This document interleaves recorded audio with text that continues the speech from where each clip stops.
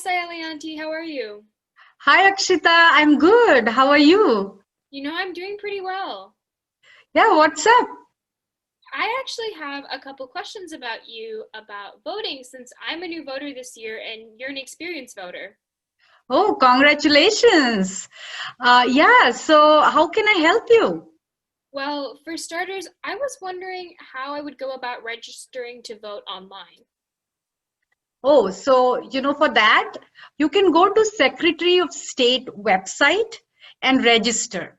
For that, you will need Minnesota driver's license or Minnesota identification card number and the last four numbers of your social security number.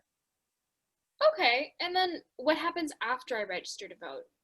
So once you register, you can either vote in person early, and early voting has already started in Minnesota. So you can go find where your city hall or polling place is and go vote, or you can vote on election day, which is November 3rd.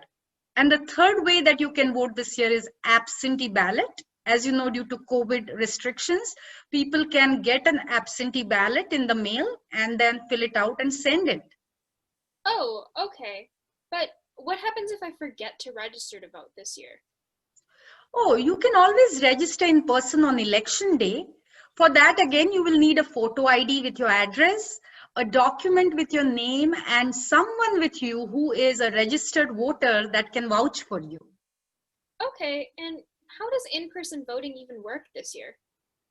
So for early in-person voting, you need to first go online and check for voting locations and times where you can go and vote.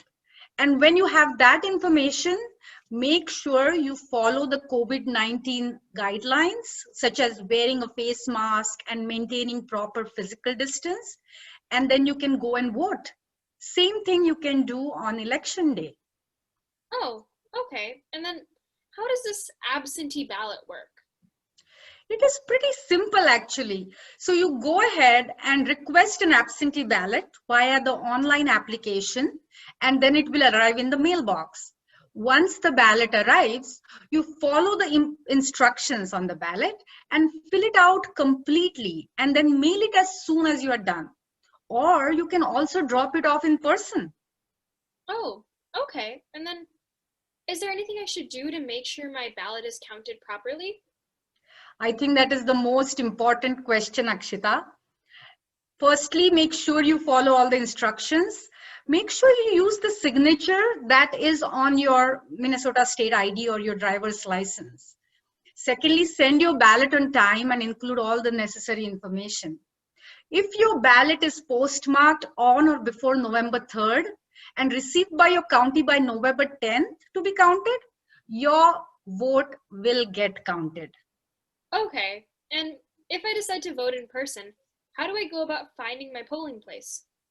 Oh, for that, you go on to the Minnesota Secretary of State website again, and they have a poll finder there. So you can use that to find your polling place.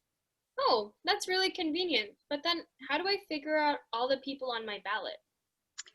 Yes, so again, if you go to that same Secretary of State website, you can use something that is called the sample ballot creator to see all the people on your ballot.